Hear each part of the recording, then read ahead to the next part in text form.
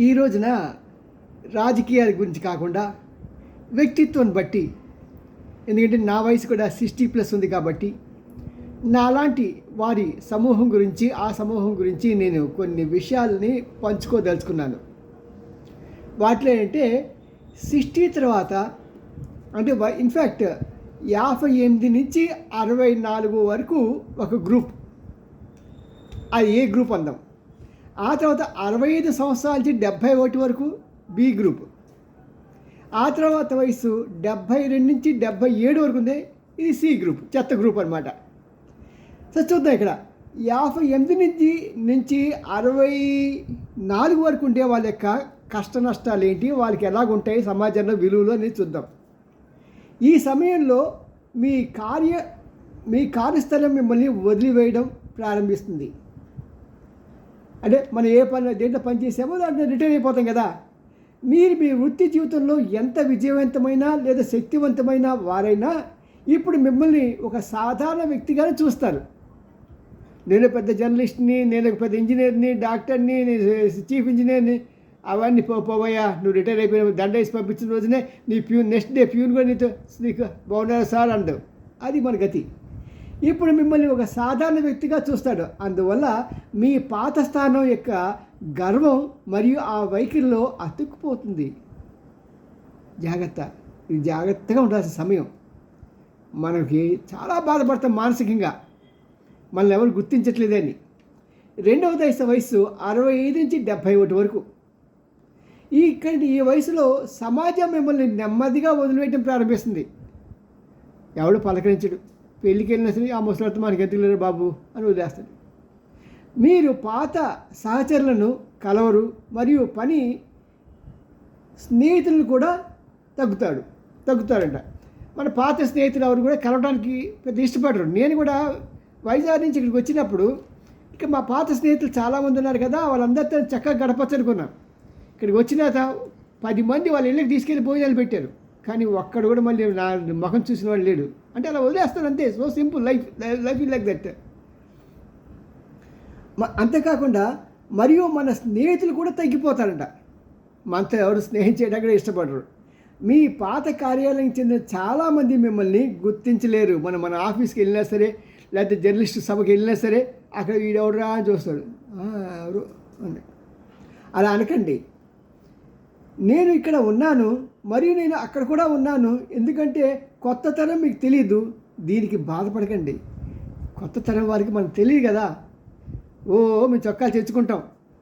Press club of ఇది Vijayawada press club పెట్టినప్పుడు బహుశా 1970-73 మధ్యలో పెట్టినట్టున్నారు. మేమంతా కూడా చాలా సంతోషించాం ప్రెస్ క్లబ్. ఎందుకంటే ప్రెస్ క్లబ్ అనేది ఢిల్లీలో ప్రెస్ క్లబ్ అంటే చాలా గొప్ప వాల్యూ. ఇక్కడికి వచ్చి 2 సంవత్సరాలు అవుతున్నది. ఈ యూట్యూబ్ ఛానల్ నడుపుతున్నాం. కనీసం ప్రెస్ క్లబ్ నుంచి సార్ మీరు ఇక్కడ పొలిటికల్ కామెంట్స్ చేస్తున్నారు, మీరు ఎక్కడి నుంచి వచ్చారు, ఏ ఊరు, నేను మాటికి చెప్పుకుంటూనే ఉంటాను. నేను విజయవాడ వాడిని, నేను సీనియర్ జర్నలిస్ట్ని, పీటీఐలో పనిచేశానని చెప్పేసి ఒక్క ప్రెస్ క్లబ్ మెంబర్ కూడా ఫోన్ చేసి సార్ ఎలా ఉన్నారు సార్, ఒకసారి మీటింగ్ రావచ్చు, లేకపోతే పోనీ మీరు మా ఆఫీస్కి రండి అనేది ఉండదు. అంటే మన పాత్రగా జస్ట్ ఇవన్నీ కూడా కంటెంప్ట్ గుడ్స్లో వేస్తారన్నమాట. ఆ తర్వాత 3వ దశ వయసు 72 నుంచి 77 వరకు అండి. ఈ వయసులో ఏమవుతుందంటే, ఈ దశలో కుటుంబం నెమ్మదిగా మిమ్మల్ని వదిలివేయడం ప్రారంభిస్తుంది. ఇంక ఈ దశకు వచ్చారు, ఈతో పని ఏంటారు బాబు వస్తే, నాకు అక్కడ బాగోలేదు, ఇక్కడ బాగోలేదు, ఆ హాస్పిటల్ తీసుకెళ్ళి, ఈ హాస్పిటల్ తీసుకెళ్ళు, లేకుంటే మీ అమ్మాయి బాగా అల్లరి చేస్తున్నారు మనవరాళ్ళు. ఇలా ఏదో అంటే మనం చెప్పే మాటలన్నీ కూడా వాళ్ళకి సుత్తిలాగా అనిపిస్తాయి, చాదస్తంలాగా అనిపిస్తాయి. అరే బాబు టైం భోజనం చేయరా, ఆ బిర్యానీలు రాత్రి 11ంటికి తినకరా, దాంతోపాటు కూల్ డ్రింక్ కోకోకోలా తాకరా, ఆ కోకోకోలాతో ఇది బాత్రూమ్ క్లీన్ చేస్తున్నారా చెప్పి చాలా ఎందుకు పక్క వెళ్ళిపోతుంటారు. మరి పిల్లలు మరియు మనలతో కూడా మీరు ఎక్కువగా మీరు గడపకండి. భాగస్వామితో లేదా ఒంటరిగా ఉంటారు. వారు అప్పుడప్పుడు వస్తే అది వారికి ప్రేమ చిహ్నం. వాళ్ళు ఎప్పుడైనా వచ్చి పలకరించి వెళ్ళి అనుకోండి, అమ్మో నా కొడుకు ఎంత ప్రేమ ఉందో అనుకోవచ్చు, నా కూతురికి నా వెంట ఎంత ప్రేమో అనుకోవచ్చు, నా మనవరాలని బాబు అనుకోవచ్చు. అది సంగతి. 75 సంవత్సరాల వయసు తర్వాత ఈ భూమి కూడా మిమ్మల్ని వదిలేయాలనుకుంటుంది. ఇంక 77 దాటిందనుకోండి, భూమి కూడా ఎంతకాలం ఉంటావయ్యా బాబు, నాకు ఇప్పటికే బరువు ఎక్కువేసి వస్తున్నాను, తొందరగా వచ్చే కలిసిపోనాలో అని చెప్తూ ఉండే. ఇది దీని పరిస్థితి అనమాట. మరి ఇది ప్రకృతి యొక్క శక్తివంత సమతుల్య బ్యాలెన్స్ ఆఫ్ పవర్కి ఇది నియమం. దాని తర్వాత మిమ్మల్ని ఎవ్వరూ రక్షించలేరు. జీవితపు తెర ఎక్కడైనా పడిపోవచ్చు. ఆ సమయంలో బాధపడకండి, చింతించకండి. ఇది జీవితపు సాధారణ చక్రం మరియు ముగింపు. ప్రతి ఒక్కరికి ఈ మార్గం నుండి వెళ్ళరు. మరి మిగిలిన వారు కూడా ఇలాగే వెళ్ళాలి. అందువల్ల మీ శరీరం ఆరోగ్యంగా ఉన్నంత వరకు మిగిలిన జీవితాన్ని పూర్తిగా ఆస్వాదించండి. మీకు నచ్చినది ఆనందంగా తినండి.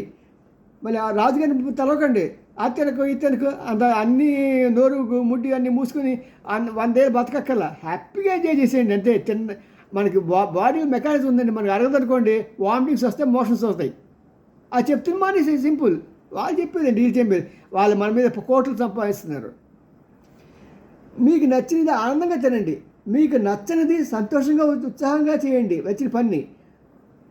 అంతేకాకుండా మరియు ఆనందంగా ఉండండి, మరియు సంతోషంగా ఉండండి. అంతకన్నా జీవితంలో సీక్రెట్ ఏమీ లేదండి. మరి మా వయసు వారి గురించి చెప్తున్నాను. మీ అభిప్రాయాలు తప్పకుండా చెప్పండి. నేనేం బాధపడను, ఎందుకంటే బాధపడే వయసు అయిపోయింది. It is not for youth, it is 58+కి.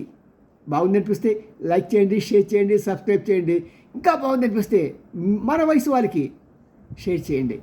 అంటే they should realise what are the stages in this old age. 58+ తర్వాత ఎలాగ ఎన్ని మారుతాయి అనే సంగతి ప్రతి ఒక్కరికి తెలియాలి. దానికి తగ్గట్టుగా మనం కూడా ట్యూన్ అవ్వాలి. చివరాఖరికి చెప్పేది ఏంటంటే, మీకు దగ్గరలో పాత ఫ్రెండ్స్ ఎవరైనా ఉంటే వాళ్ళతో కలవడానికి ప్రయత్నం చేయండి. ఈ కొత్త వాళ్ళు ఎవరు కలవలేము, ఎందుకంటే ఈ వయసు వచ్చిన నీకు ఎవరితో కలుస్తాం? నో, కలవలేము, కష్టం. సాధారణంగా ఏమవుతుందంటే, ఈ యొక్క ఏదైనా ఒక ఆఫీస్లో పనిచేసినా, ఏదైనా ఒక ఊర్లో ఉండి రిటైర్ అయినా, ఆ ఊర్లో ఉంటే పర్వాలా. మన కొత్త ఊరు వచ్చామనుకోండి కష్టమే. మేము యాక్చువల్గా నేటివ్ విజయవాడ, కానీ ఢిల్లీ వెళ్ళిపోయాం. ఢిల్లీ నుంచి వైజాగ్ వెళ్ళి రిటైర్ అయిన ఇక్కడికి వచ్చాం. ఇక్కడ ఎవడో తెలియదు, ఎవడికి వాడు ఫోజు, కలవలేము అంతే. So simple. మరి కనీసం పాత ఫ్రెండ్స్కి ఫోన్ చేసి, వాళ్ళు ఫోన్ చేయరు ఎందుకంటే they have their own engagements. మనమే చేసుకుంటాం. కనీసం రోజు నియమం పెట్టుకుంటే రోజుకు కనీసం ఒక 2 ఫ్రెండ్స్కి ఫోన్ చేసి వాళ్ళతో పాటు కొద్దిసేపు మాట్లాడదామని. అదే నాకు ఆనందం ఇస్తుంది, అదే నాకు కిక్ ఇస్తుంది. అలాగే మీరు ఉండాలి నా కోరిక. అంటే నేను చేశాను కాబట్టి కాదు, మీకు ఏది ఆనందం ఇస్తే దాన్ని చేయండి. ఏది ఆనందంగా తినగలిగితే తినండి. అడిగినంత వరకు హ్యాపీగా తినండి. COVN Ramji, senior journalist, Gudiganti TV. నేను లైక్ చేయండి, షేర్ చేయండి, సబ్స్క్రైబ్ చేయడం మాత్రం మానకండి. బాయ్.